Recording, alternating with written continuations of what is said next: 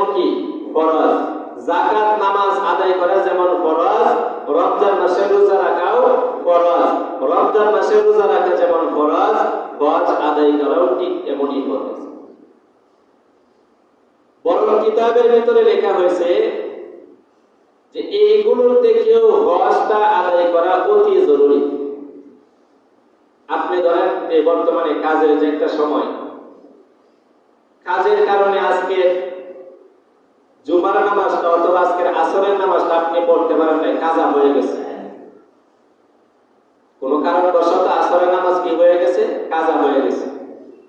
আপনার সুযোগ আছে মাগরিবের পরে বা আজকের এশারের নামাজের পরে